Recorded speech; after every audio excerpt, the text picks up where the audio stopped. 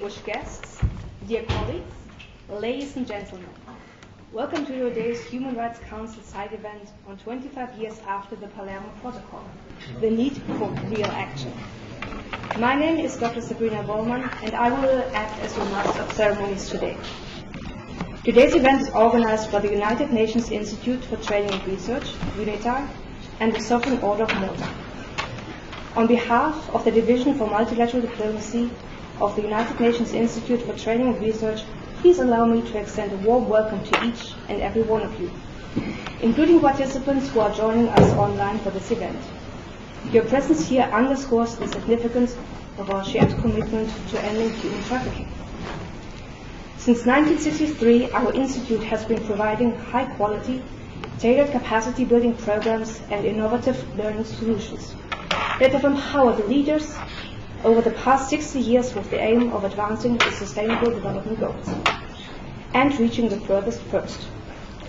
We are thus looking forward to using this experience for our upcoming events and training programs on combating human trafficking, together with the Sovereign Order of Malta, and hope that today is just going to be the very first step of a long partnership. Before we start, please allow me to quickly go through today's agenda and some housekeeping points. During the opening ceremony, we will have the pleasure to listen to the insights of His Excellency, Professor Michel Herité, Ambassador to Monitor and Combat Human Trafficking in Persons of the Sovereign Order of Malta, followed by Mr. Rabi El-Haddad, Director of UNITAR's Division for Multilateral Diplomacy. Subsequently, we will move on to our two keynote speakers, His Excellency, Mr. David Fernandez-Piana, Permanent Representative to the United Nations Office in Geneva of the University for Peace, and Ms. Reem Al-Salem, Special Rapporteur on Violence Against Women and Girls, who will highlight the importance of capacity building for our aim to combat human trafficking.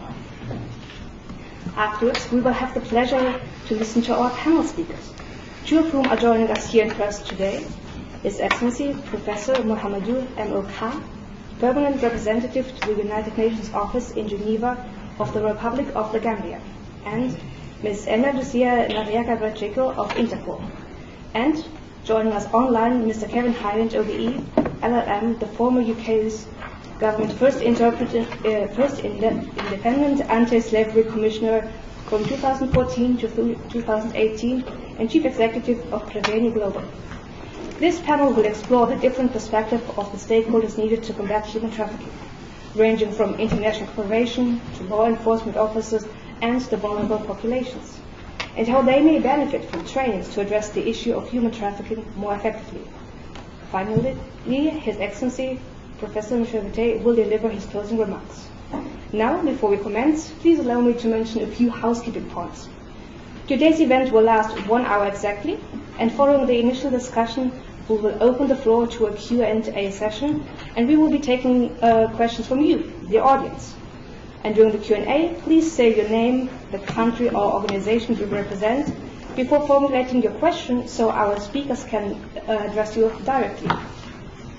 And now, without much further ado, I am delighted to give the floor to His Excellency Professor Michel Herité, Ambassador to Monitor and Combat Human Trafficking in Persons of the Sovereign Order of Malta, for his opening remarks. Excellency, the floor is yours. Thank you very much. Allow me to open this side event by expressing my deep gratitude to Rabi El-Haddad, UNITAR Director of the Division of Multilateral Diplomacy, and his colleagues, and in particular Dr. Anna Sabrina Wollmann, for our memorandum of understanding on an online course on human trafficking that we plan to organize from the 20th of January to the 12th of February 2026. This course, entitled The Need for Tangible Action Making a Difference, will be a unique opportunity to join a distinguished panel of international experts to learn and discuss how to prevent and combat human trafficking. And allow me to remind you that in 2024, the International Labour Organization estimated that annual profits from forced labor would amount to $236 billion US. A new study in forced labor in the private sector reveals a 37% increase in illicit profits from forced labor since 2014. This amount of illegal profit is equal to the GDP of a country like Portugal or the state of Kansas in the US. And the number of contemporary slaves is estimated at 55 million, more than ever in history.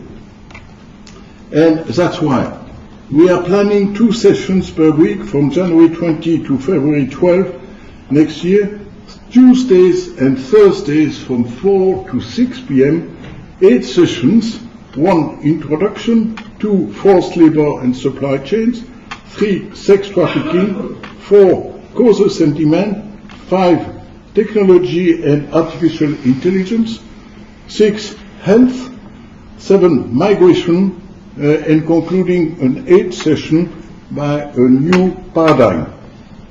And this program is organized by myself, UNITAR, and Kevin Hyland, an internationally recognized expert, former first independent anti-slavery commissioner of the UK government from 2014 to 2018, and chief executive of Preveny Global. Kevin Hyland is constantly working on advocacy and action on behalf of victims and survivors of human trafficking. He is planning to be in Geneva in May, from the 7th to the 8th to the 9th, and we are planning to have meetings with several permanent missions and organizations.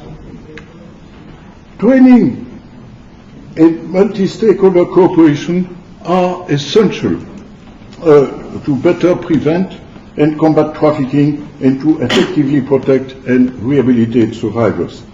That's why the Order of Malta welcomes this harmonious cooperation with UNITAR, which could be supported by other organizations within the UN system, like UPeace, and academia. And prior to this first online course in January 2026, we are open to consider participating in other training courses, online or in person, in Geneva or elsewhere. Let's hope that this event will initiate and strengthen dialogue and cooperation among all interested parties. So, thank you, all of you, especially speakers, but also participants, for being here. And now I give back the floor to our Master of Ceremonies. Thank you very much, Excellency, for your opening remarks and kind words. I'm now delighted to give the floor to Mr. Rabia El-Haddad, Director of UNITAR's Division for Multilateral Diplomacy. Rabia, you have the floor. Thank you very much, Sabrina. Excellencies, ladies and gentlemen. First of all, it's such a pleasure to be with you here in the Palais and to see familiar faces in the room. Second, a few words about what we are trying to achieve. Number one, in terms of vision. We cherish our partnership with the Sovereign Order, and under your leadership, thank you very much, Excellency, and dear Michel, because your values are aligned perfectly with the values of the United Nations. And these values are simple. It's about human dignity and fundamental human rights. So we are in the same fight together. Mm-hmm. And number two, what's the vision of what we are trying to achieve? It's not a secret that multilateralism is, for the moment, being challenged. If you look from far away, the post-Second World War architecture is shaking. That architecture was based on the rule of law, public international law, on diplomacy, on the peaceful settlement of disputes, and also on the bona fide, the goodwill between member states of the United Nations towards challenging multilateral problems. And the fact that it is being challenged is allowing diseases like human trafficking to come to the surface and to breed on this fertile soil, because tackling human trafficking requires concerted efforts that go beyond the national borders. This is number one. Number two, we are also trying to tackle the deficit that no one discussed, the elephant in the room, the deficit of trust between member states and also between the governments and their citizens that resulted from the COVID and that was reinforced by the COVID. So this is another discussion, but this is part of the vision of what we are trying to achieve. Now, as you said, the third element is raising awareness. We cannot achieve this as United Nations. We all know the limits of the United Nations and our capabilities. It requires a concerted effort with the member states of the United Nations, NGOs, civil society, academia, think tanks, and any partner that can help us combat this disease. So this is why we are putting in place the project that you mentioned, Excellency, that will raise awareness for decision makers, for the specialized persons working in human trafficking, and hopefully, as a follow-up to this discussion that we are going to have with the distinguished members of the panel here around us, we are going to be able to convince you to support this, number one, politically, and number two, financially, so that we grow this awareness-raising project into something big that impacts the vision and the work of the United Nations. And these are my words. Thank you.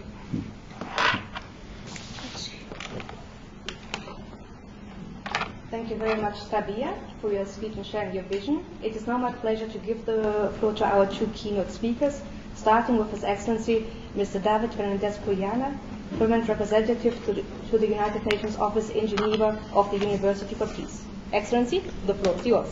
Thank you very much, Excellencies, ladies, gentlemen, friends, fellows, Michelle, Ravi, Special Rapporteur, my dear friend, Ambassador, and also just some moderation. Thank you very much for all. And let me start thanking the Sovereign Order of Malta and also UNITAR for holding this important event. Our agreement of cooperation with both institutions show a full commitment in countering and fighting the human trafficking.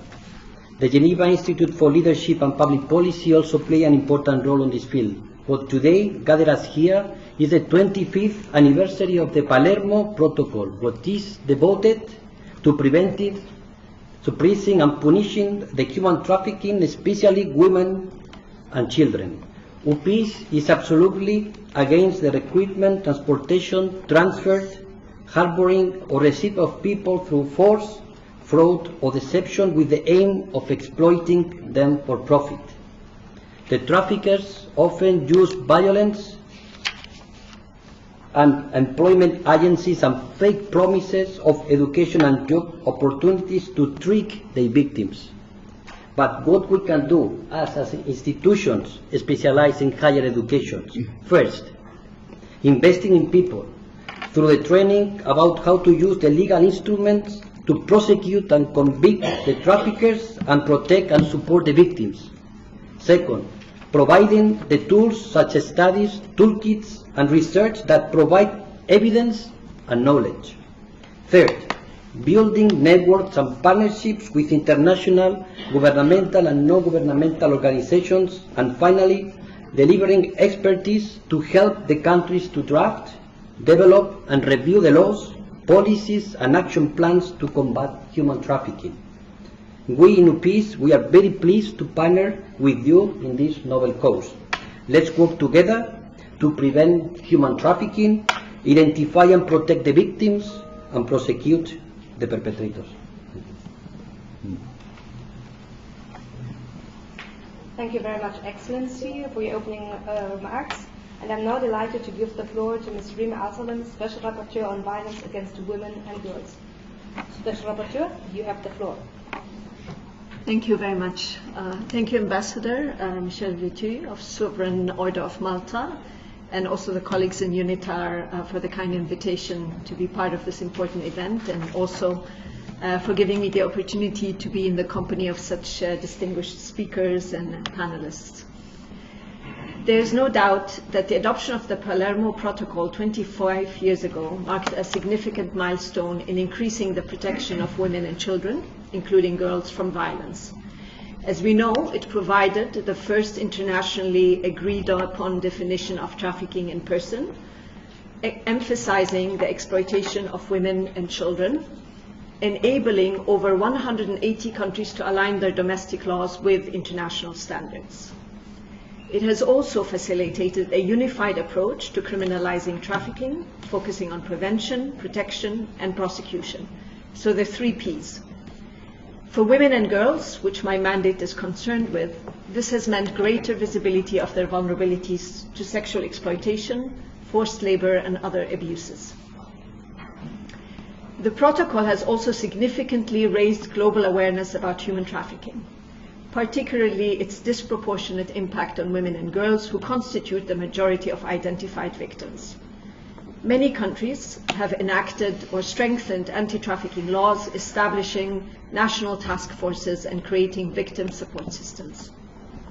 More importantly, however, the protocol has mandated protection and assistance for victims, including women and girls, rather than treating them as criminals. And this shift has led to the development of shelters, counseling, and reintegration programs in various regions. It's also emphasized, very importantly, the non-punishment principle, ensuring that trafficked women and girls are not penalized for acts they were forced to commit. And by linking trafficking to transnational organized crime, the protocol fostered cross-border collaboration. It has spurred joint investigations, the extradition of perpetrators of crimes, and the sharing of intelligence. Finally, one cannot speak of the Palermo Protocol's achievement without highlighting its focus on prevention through education campaigns and economic empowerment programs aimed at reducing vulnerability of women and girls. And the initiative that also Rabia talked about today aims to enhance that. These initiatives have sought to tackle root causes like poverty, like gender inequality, like lack of education, which again disproportionately affect women and girls. That said, we must remain candid about the limitations of the implementation of the protocol. First of all, and despite widespread ratification, the implementation remains uneven. Many countries still lack resources, they still lack political will or infrastructure to enforce anti-trafficking laws effectively. So for women and girls, this means that legal protections often exist on paper but not in practice, particularly in low-income or conflict-affected regions where exploitation is rampant. Second, the protocol's emphasis on prosecution has overshadowed prevention and protection. So the root causes affecting women and girls, such as poverty, displacement, and lack of opportunities, persist, limiting long-term impact. The implementation of Article 9 that addresses demand is even more problematic, as it faces a lack of political will globally.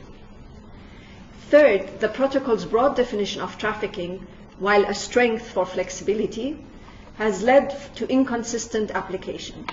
Terms like quote-unquote exploitation and quote-unquote sexual exploitation remain undefined. And this ambiguity has sometimes diverted resources away from protecting women and girls and diluting the focus on genuine victims. As a fourth point, I would say that while the protocol calls for victim assistance, many trafficked women and girls still lack access to adequate services. Identification processes are often tied to cooperation with law enforcement, deterring victims from coming forward for fear of deportation or retribution. Moreover, support systems are often underfunded, leaving survivors without sustained help for recovery or reintegration. As a fifth point, I would say that through Article 9.5, states must actively reduce demand for sexual exploitation, such as sexual exploitation, prostitution, not just trafficking, as a preventive measure against exploitation.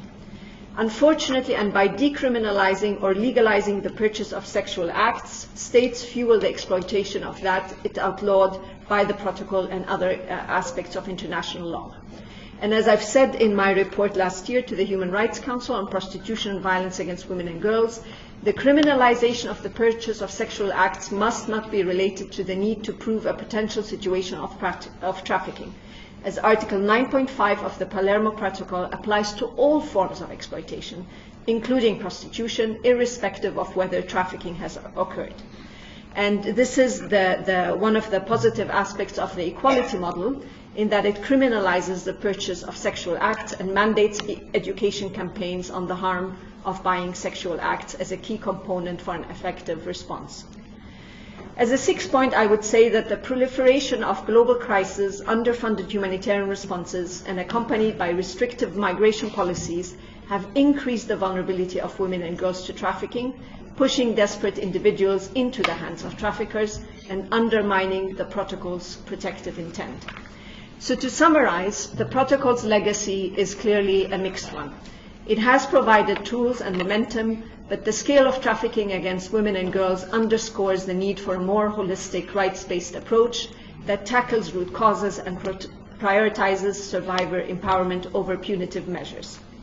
I will very briefly now pivot to say a few words about the issue of training, as was requested, and how training can be harnessed to improve the implementation of the protocol and the protection of women and children, including girls, against trafficking. I think it's important to remember that the Palermo Protocol does not invalidate or supersede any treaties. And I say this because when I presented my report on prostitution and violence against women and girls in June 2024, some critics of that report argued that the Palermo Protocol somehow miraculously supersedes the 1949 Convention on the Suppression of the Traffic in Persons and of the Exploitation of Prostitution of Others, which focused on the relationship between trafficking and exploitation of prostitution. The fact that the 1949 Convention preceded the Palermo Protocol and paved the way for it doesn't mean that the latter supersedes it and nullifies it. So my first recommendation would be really that we are very clear on how international law works. The second issue is that capacity building is still very much needed around the issue of consent. The Palermo Protocol clarifies that the concept of consent is non-consent, non-exhaustive list of exploitation types, and clarifies that consent is irrelevant if coercive means are used, with special provisions for children. And I'm going to look at the issue of consent in my next report to the Council. So it's important also to remember, with regards to means of recruitment in the protocol, that it is giving or receiving of payments or benefits to achieve consent. So this is relevant also for the exploitation of prostitution that drives trafficking in women and children. And so the protocol provides a clear way for states to address prostitution from the perspective of trafficking prevention. In addition, while the Palermo Protocol does not explicitly use the term intersectional or intersectionality, the need for an understanding of intersectionality of discrimination is implicit through the protocol. So the protocol scope includes all victims, regardless of their sex, age, and background, yet there is a clear recognition embedded in the protocol that women as well as children, including girls in particular, constitute most of the victims of sexual exploitation. And this is evidenced by the statistics. Additionally, the position of vulnerability that the protocol explicitly invokes in its definition of trafficking is clearly illustrated in women's global unequal access to resources, disproportionate burden of care, and sexual violence that they are more victims of. Furthermore, Article 3C specifies that trafficking of children requires no coercive means. So again, looking at the issue of age here. So all that is to say that the causes of discrimination are exacerbated also in times of conflict situation and humanitarian settings. So considering these facts, it is pertinent that when we talk about vulnerability within the meaning of the protocol, we look also at the intersecting causes of discrimination and violence, and we also apply a disaggregated approach to data collection. In mandating states to consider implementing measures to provide for the recovery of victims, the protocol also asks states to do so in a manner that considers the age, gender, and special needs of the victims. Unfortunately, many states do not train their law enforcement, social workers, and justice officials on these intersecting forms of vulnerability and ignore these by adapting one-size-fits-all in their assistance programs. So there's ample room to address that also through training. I will stop here and thank you very much for your attention. Thank you very much, Special Rapporteur, for giving us this detailed overview on the current situation and for also going into the matter of training as requested. It is now my pleasure to introduce the panel discussion speakers, starting with His Excellency Professor Mohamedou Emokha, Permanent Representative to the United Nations Office in Geneva of the Republic of the Gambia. Excellency, the floor is yours. Excellencies, distinguished panelists, a very good morning, I think. It is indeed a privilege to be part of this timely conversation. I wish to convey my appreciation to UNITAR and the Sovereign Order of Malta for convening this very important event. 25 years ago, or thereabout, the international community came together to adopt the Palermo Protocol, marking a defining moment in the global fight against human trafficking. The Gambia was proud to join this effort very early on, signing this protocol on 13th December 2000 and ratifying it in 30th April 2003. We did so with a deep conviction that the trafficking of human beings is an affront to dignity, justice, and human rights, and that no country, regardless of location, size, or capacity, is immune to the scourge of trafficking. In line with this commitment, the Gambia enacted its Trafficking in Person Act in 2007 and established the National Agency Against Trafficking in Person as the coordinating body to implement national anti-trafficking efforts and ensure victim-centered responses. 25 years on, while legal frameworks have expanded across the world, human trafficking remains a major challenge, largely due to the implementation gap in many states with limited human, technical, and financial capacity. In this regard, capacity building is not just desirable, it is indispensable to deterring human trafficking. Without it, laws remain dormant, victims remain invisible, and perpetrators remain unpunished. Let me offer 3 reflections on capacity building.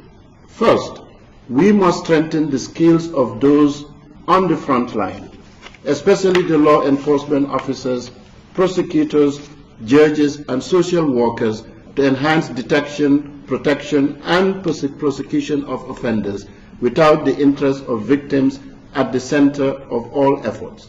Second, capacity building must have a particular focus on border control officers to enhance cross-border cooperation. Human trafficking is transnational, and as such, no country can combat it alone, as we heard from our keynote speakers. Capacitizing border control systems fosters regional coordination, intelligence sharing, and harmonized victim support. And third, capacity building can help build sustainability. With stronger institutions, countries can take ownership of anti-trafficking strategies, from prevention, protection, and reintegration, while also addressing the root causes like poverty, unemployment, and irregular migration. Let me share a brief example from the Gambia. In recent years, the National Agency Against Trafficking in Persons has intensified its efforts through targeted training and strategic partnerships with sister agencies in the ECOWAS region. In particular, it has delivered victim-centered training to law enforcement officials, delivered training for diplomatic personnel in various Gambian missions abroad, launched outreach campaigns in border and transit communities, and piloted an interagency referral mechanism to ensure that victims receive coordinated support from identification to reintegration. This mechanism has become a best practice model in the sub-region, demonstrating that with the cross-fertilization of ideas, countries with limited resources can develop innovative responses in effectively fighting against trafficking. In this regard, we welcome initiatives like the UNITAR Sovereign Order of Malta online course, which can expand access to high-quality training, particularly for developing countries and front-line actors. Excellencies, as we commemorate the Palermo Protocol's legacy, let us recommit to real actions that is measurable, inclusive, and rooted in solidarity. let us make capacity building the cornerstone of our collective efforts, because the cost of inaction is counted in lives exploited and rights denied. And I thank you. Thank you very much, Excellency, for your kind contribution and this call for action. I'm now delighted to give the floor to our second in-person discussion speaker, Ms. Ana Lucia Mariaca Pacheco of Interpol. Ms. Mariaca Pacheco, you have the floor. Honorable representatives of the United Nations Institute for Training and Research, the Sovereign Order of Malta, and distinguished guests and partners. It is an honor to address you today on behalf of Interpol at this significant moment, the 25th anniversary of the Palermo Protocol. Human trafficking continues to target the most vulnerable among us. Children, women, and men, exploited them for profit with devastating consequences. As a long-standing partner of the United Nations, Interpol plays a strategic role in supporting state parties in fulfilling their treaty obligations under the UN Convention of the Transnational Organized Crime and its Trafficking in Persons Protocol. Our contributions range from facilitating and sharing the urgent mutual legal assistance requests to strengthen law enforcement cooperation, providing technical assistance, and supporting operational and investigative support in line with the relevant provisions of the Convention. Today, I would like to highlight the role of capacity building and law enforcement cooperation in tackling this crime. Training is the cornerstone of a very effective response, ensuring that law enforcement, police officers, and our key partners are equipped with the knowledge and tools necessary to investigate cases, dismantle trafficking networks, and protect victims. Interpol has developed comprehensive capacity building programs that empower national law enforcement agencies to respond effectively to human trafficking cases. Interpol has provided open source intelligence training to officers across West Africa and Asia through the Trafficking in Human Beings West Africa Project and through the Cyber Challenges in Smuggling of Migrants and Human Trafficking Project. These trainings equipped investigators with advanced web and dark web analysis techniques, allowing them to detect and disrupt traffickers operating online. The unit has also developed multiple e-learning packages, including one small private online course in collaboration with the Capacity Building and Training Directorate. These trainings offer practical guidance, equip officers with essential skills, and conduct investigations to enhance victim support. One notable course I contributed to focused on best practices for trauma-informed interviewing and investigations on cases of sex trafficking of male victims, ensuring law enforcement can effectively identify, support, and advocate for male victims, those who are often overlooked in the anti-sex trafficking efforts. Interpol also prioritizes capacity building of Interpol policing capabilities, delivering trainings both online and in person at the national and regional levels. These programs strengthen law enforcement abilities by utilizing the Interpol tools such as I-24/7, our criminal analysis files, our 19 extensive databases, notices, and diffusions. These mechanisms support international cooperation, for example, by issuing yellow notices to help locate missing persons or to help identify persons who are unable to identify themselves. Red notices to locate and provisionally arrest a wanted person pending extradition, surrender, or similar legal action, and purple notices to seek or provide information on modus operandi. The recent Resolution 11.5 from 2022, adopted by the Conference of the Parties of UN TAC, underscores the importance of leveraging Interpol's expertise and tools in the fight against human trafficking. Sustainability is key, and in the THB West Africa and Balkans project, Interpol has supported local authorities in developing national train-the-trainer programs. Prosecutors and police officers are trained together, fostering collaboration and ensuring a harmonized approach to victim identification, evidence collection, and prosecution. Additionally, national and regional table exercises allow law enforcement to practice real-life investigation scenarios, preparing them for complex cases through scenario-based training simulations. A notable success occurred in West Africa, where a cyber element was incorporated and trained officers successfully applied their knowledge during the live trafficking operation. But despite our successes, challenges do remain, and coordination between international agencies is critical. Interpol works closely with the UNODC on judicial cooperation, IOM on victim assistance, and is a partner of the Interagency Coordination Group Against Trafficking in Persons to ensure seamless collaboration. Our engagement with ICAT ensures that law enforcement perspectives are integrated into the global anti-trafficking strategies, reinforcing a united response. And through the Alliance Experts Coordination Team and the Interpol Human Trafficking Experts Group, we can align these global efforts and strengths to combat trafficking. At the same time, emerging opportunities enhance our collective response.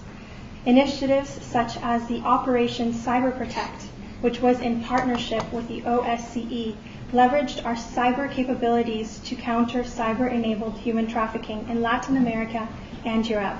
Similarly, Interpol's involvement in UNODC's Emergency Response Network strengthens responses to trafficking networks operating in transnational contexts, for instance, cases of scam centers in Asia. Working together to make the world a safer place remains at the heart of our global effort, and we must collaborate to ensure victim recovery, identification, and reintegration, strengthen cross-border cooperation, leveraging technologies for victim protection, and ensuring that traffickers face justice is critical in dismantling these criminal networks. So on behalf of Interpol, I call for all the partners here today to strengthen our collective action to enhance law enforcement's capacity through training and to safeguard those at risk. Together we can turn our commitment into decisive action. Thank you very much. Thank you very much, Ms. Maria Capacico, for your insights, regional examples, and hopeful ending with a call of action. I'm now delighted to give the floor to Mr. Kevin Highland, who's joining us online. Looking to our coordination. Okay, whoops. And yes, Mr. Highland, the floor is yours. Thank you. Good afternoon to you and good morning to me here in Ireland. It's a pleasure to join you all today, Your Excellencies, and many of you who I know from previous meetings. And I'd like to thank UNITAR and the Sovereign Order of Malta for bringing this work forward and this important activity of providing training. Training which is much needed, and I think many people have already spoken of that. And I think that some of the issues that have been raised in previous speakers regarding consent and the way that implementation has not occurred is something that is very significant and has held back the ability to deliver what the Palermo Protocol intended. We have obviously legislation and conventions going back to 1930 on the subject of forced labour. And we have the Council of Europe Convention and the UNITAR Directive, which came as a result of the Palermo Protocol. And those reinforce and actually mandate the work of the Palermo Protocol, but actually across Europe and the area of the Council of Europe, we haven't seen the significant changes that perhaps we intended. We talk about broken systems, but we have to ask the question, are the systems doing what we designed them for? And do we need to look at the systems that we have implemented? Many nations have legislation, in fact about 180 worldwide, but very few, if any, have legislation that mandates the support that the government has to give to victims.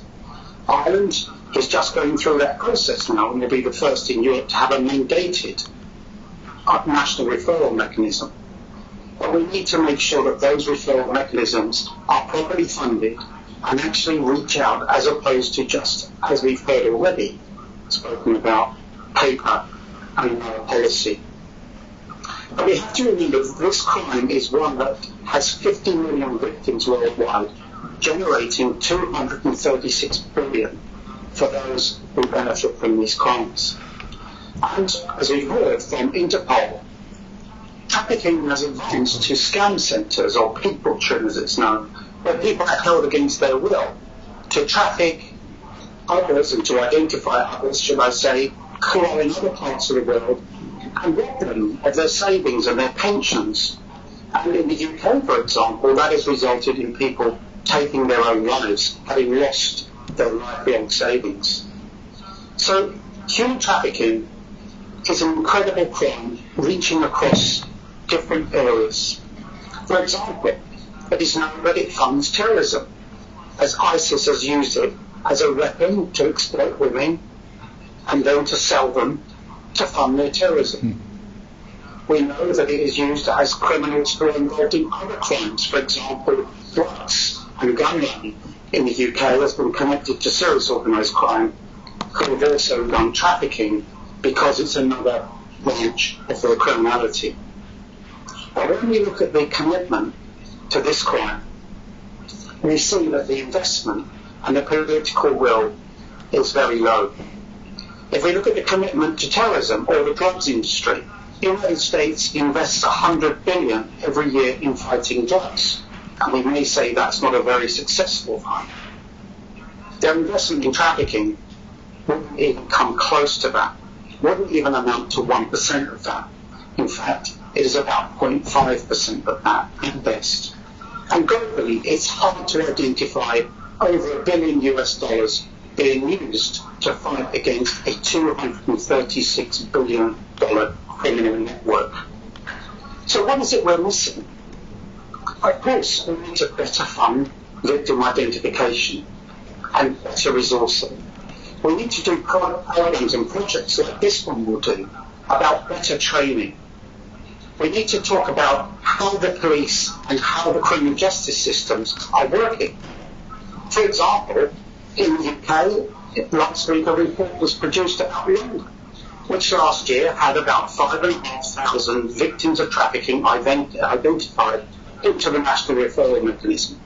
Yet the police only prosecuted 16 cases.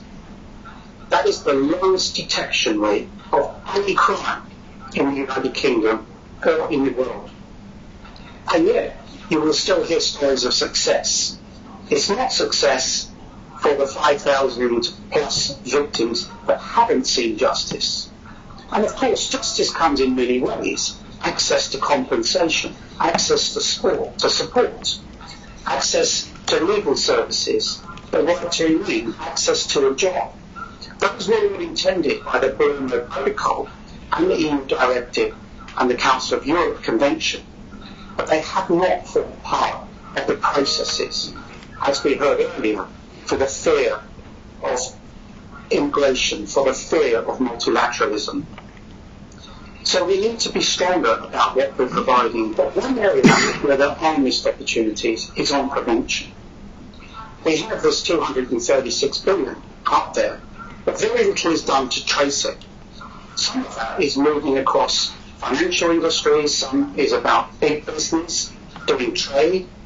We saw even last week the UK government talking about not keeping the policy in place about the issues around products coming from China that may be made at the hands of trafficking because of the green policy. So actually weakening one policy to make another come in. We can't allow that to happen. We can't allow children to be exploited because we want to achieve something within our own jurisdiction. So opportunities for prevention need to be improved. And one of the things that is happening through the International Standards Organisation and the British Standards industry is the fact that they are looking at standards, how companies, finance organisations can have standards, and they become a trademark of dealing with another company. And if you don't have that standard, we can't deal with you. So we need to look at ways of prevention, but also we need to look at sanctions. Those that live within Europe and operate within Europe will know very well about the sanctions that are attached to issues such as data protection. And we have seen fines issued of 1.12 billion for a technology platform that put children at risk. Yet the companies involved in human trafficking or benefits from human trafficking or isn't doing enough to prevent it, there is no sanction, no fines. There is nothing at the moment. So we need to look at where our opportunities of prevention are. And of course, in this world where there's fewer aid budgets, the prevention that was being provided is becoming harder to develop, particularly, I would say, for women and girls. So I think as we move forward, I really welcome this training. I really welcome this work and the leadership that's coming out of the UN in Geneva. I think that we need to look at this and argue this case more collectively. And the two things that I'm working with the G20 to do is that we have greater political will, we recognise successes, but we also accept that there is a great deal of failing on this agenda, and we need greater investment so that the resources that are needed in order to prevent these crimes, to support victims and bring those to account are actually available to all the different partners that are needed in this fight. That's NGOs, that's law enforcement, justice systems, governments, and many more. And of course, we have to recognise the great deal of work that's being done by faith institutions and organisations like the Order of Malta. I know many different faiths that are working across the world in order to reach out to victims, and they need support. They can't be left on their own to fight this on their own. So I really commend this work that is coming out of UNITAR and the Order of Malta, and I thank you all for having me here today, although I couldn't travel to Geneva, but it's a pleasure to be with you all to discuss this very important issue at this very important time of 25 years since this protocol was introduced. Thank you very much. Thank you very much, Mr. Hayek, for your speech and your insights on prevention and the need to bring all the stakeholders together. In light of time, I think we have approximately 5 minutes for the Q&A. So kindly raise the tags, and when I call you, please state the country you represent and who you are addressing the question to. Now the floor is open to questions from the floor.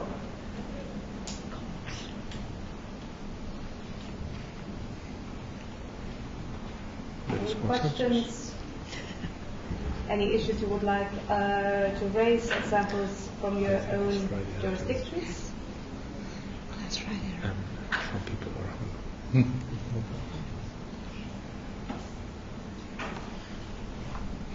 If that is not the case, No. I think then we can conclude this session, and it's my pleasure to give the floor back to His Excellency Professor Michel Tay for the closing remarks. Excellency, the floor is yours. Thank you very much, Dr. Vorman, Sabrina. I would like to close this meeting by expressing again my deep gratitude to all speakers for their insightful, inspiring, rich interventions, and to all participants, especially members of permanent missions and international organizations, also NGOs. And allow me to mention those I could see here: Armenia, Australia, Belarus, Costa Rica, Federation of Russia, the Gambia, Germany, Maldives, Mozambique, Panama, the Council of Europe, the European Union, of course Interpol, ILO, and OHCHR, and also UNITAR, of course. And I think also what we want to stress, and I want to stress also because the Council of Europe is here, that definitely we have a convention against human trafficking at the regional level. This Council of Europe convention open to all states, even non-members to the Council of Europe, is very important. Same story for the European Union. There are regional instruments, and Ambassador Kai, you mentioned ECOWAS, definitely also ECOWAS, including the Human Rights Court, did play an important role in implementing this prohibition of modern slavery. And that's why I would like also to thank William Al-Salam, because you mentioned, okay, don't be confused. The Palermo Protocol is not eclipsing all international instruments. And definitely, we have a wide range of international law instruments, human rights, of course, labor law, international humanitarian law applicable in armed conflicts, refugee law, migration law, maritime law, and even, I think Ambassador Carr knows that very well, even those new instruments to try to control emerging technologies like artificial intelligence. Those are very important. And also one point I would like to make, and I think that's also a value we share, is that restorative justice. Restorative justice, of course, is well known in some parts of the world, especially in South Africa, for example, but also in the Middle East. And I think we should not forget that even if those crimes are horrible, they still deserve forgiveness, reconciliation, reparation. And that's why I think we are now at the first step on a long road. But also one last point on a personal level, I would like to say that, as you know, in 2014, that was on the 2nd of December, there was an appeal by religious leaders, Christian, Muslims, Hindu, Buddhist, Jewish, and all those were asking for the eradication of modern slavery. And I think, yes, it's not only a legal issue, it's not only a humanitarian issue, I think it's a spiritual battle. And all believers here and outside of this room should be aware of this, that indeed it's a battle at many levels, and we are all mobilized actually to conduct this battle. So thank you very much for your support.